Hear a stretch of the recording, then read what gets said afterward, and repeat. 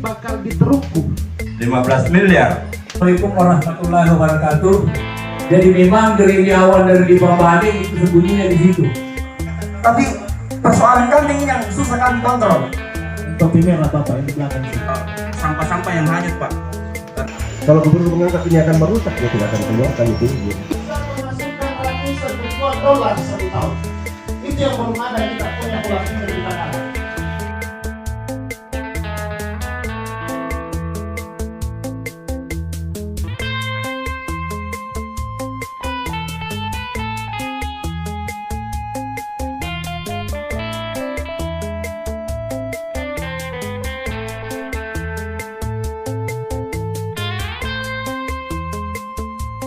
Selamat datang kepada Bapak Ibu sekalian di tempat ini dalam rangka konsultasi publik soal Ranperda pengelolaan dan pengembangan hutan mangrove di Sulawesi Selatan. Karena jangan sampai setiap tahun bibit terus yang ada, hasil di lapangan tidak jelas.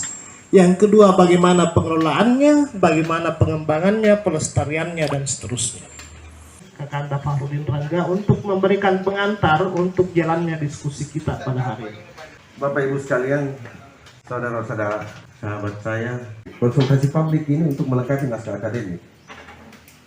Kegiatan lain yang ada di DPRD Sulsel adalah setelah masuk menjadi rancangan peraturan daerah kita turun lagi ke bawah menyampaikan ke masyarakat. Yang selalu istilahkan beliau ini adalah kacang Garuda. Kulit dengan kacangnya selalu ikut sama-sama. Baik, bapak-bapak sekalian yang saya hormati, selanjutnya kita mendengarkan paparan dari Bapak Hadi Suhartono, SPI, MP, PhD. Mangrove seperti yang saya sampaikan tadi merupakan salah satu ekosistem. Selain ada 3 sebenarnya ekosistem utama, yaitu karang, lamun, dan mangrove. Ahli perencana Sulsel. Beliau juga adalah pemerhati lingkungan. Kita butuh gagasan beliau, kita butuh konsep perencanaan apa untuk pelestarian kawasan mangrove kita khususnya di Tadangan. Nah, salah satu contoh, saya sudah pernah menikmati namanya kepiting mangrove di Timika. Apa yang terjadi ketika kerusakan ekosistem mangrove ini hilang? Kemudian ada unsur halak, biodiversitas dan seterusnya. Mungkin ini notulen bisa diperhatikan.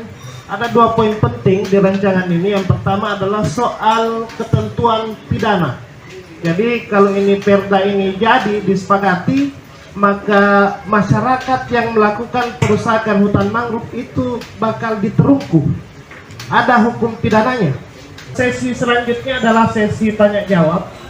Saya mengundang 2 orang untuk memberikan saran tentang apa yang kita diskusikan dari tadi. Saya pernah membaca suatu berita bapak-bapak gubernur yang sekarang ini resmi dilantik itu mengucurkan dana pencegahan abrasi 15 miliar. Ya, gagasan saya hanya itu masukan, mudah-mudahan bisa diperdakan sehingga di situ terbangun suatu ekosistem. Terima kasih. Assalamualaikum warahmatullahi wabarakatuh. Di sebelah selatan Samperbone dan sebelah timur yang perbatasan dengan Banyuanyar itu dulu itu hutan mangrove. Jadi memang dari awal dari di Bambane itu sembunyinya di situ. Sampai saat ini 75% itu hilang. Sudah 2 tahun ini berjalan tidak pernah ditengok. Ya. Jadi ini adalah bagian dari kekurangan kita yang notabene kita hanya menghabiskan anggaran untuk menanam, tetapi tidak ada pemeliharaan. Selanjutnya yang Tanah Keke. Kebetulan saya lahir di Tanah Keke, Pak. Jadi barangkali orang banyak tahu tentang hutan mangrove. Saya lebih banyak tahu tentang hutan mangrove. Ya.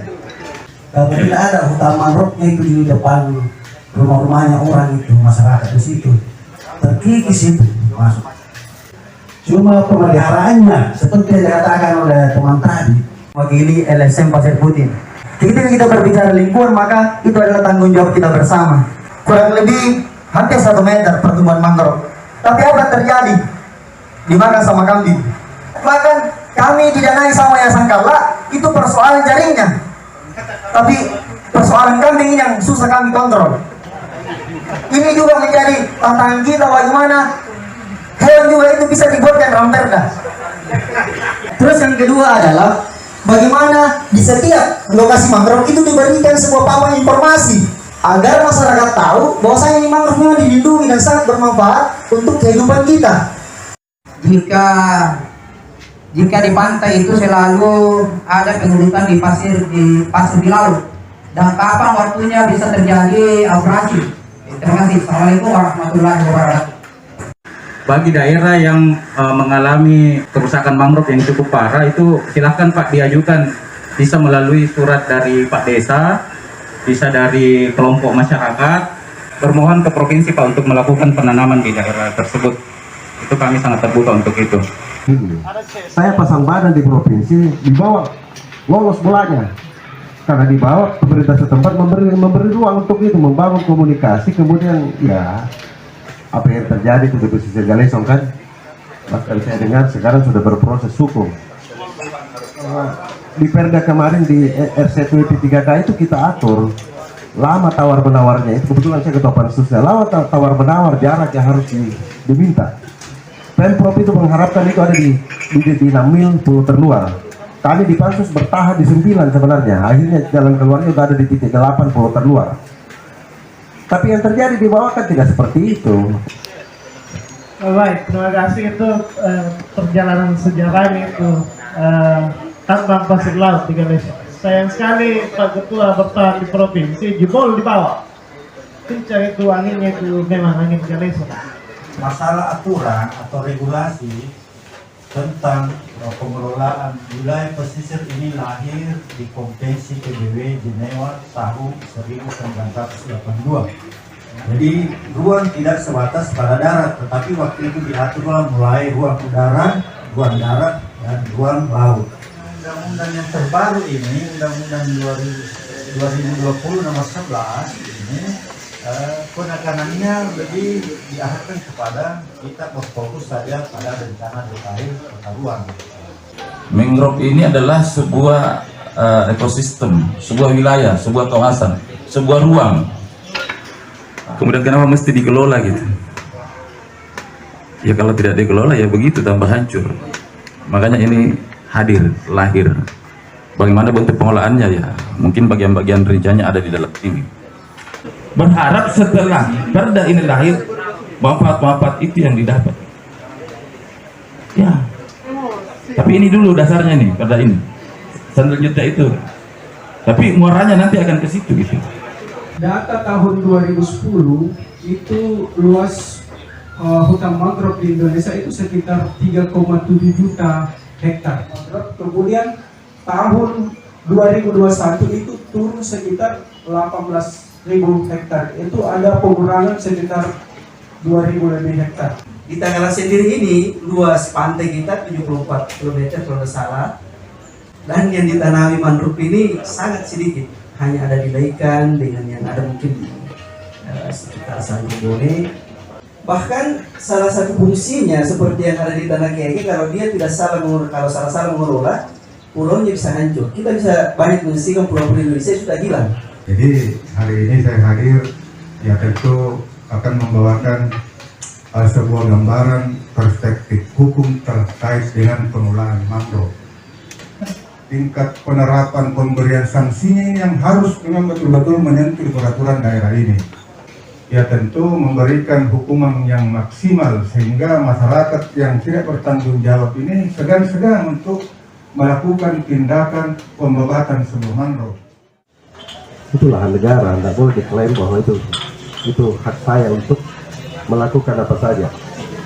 Ya barangkali pola pikir ini yang harus dirubah oleh masyarakat. Baik, Bapak Ibu sekalian, setidaknya ada dua temuan diskusi dan narasi kita hari ini. Yang pertama bahwa perlunya dukungan support bagi unsur dan kelompok masyarakat pelestari mangrove.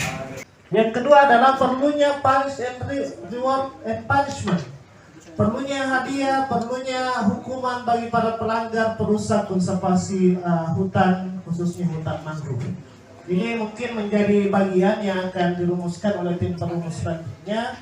Semoga dengan pertemuan hari ini ada inspirasi baru yang bisa kita bawa pulang, ada cara berpikir yang baru yang kita bisa bawa pulang untuk kebangkitan ekonomi kita ke depan. Billahi taufiq wal hidayah. Assalamualaikum warahmatullahi wabarakatuh.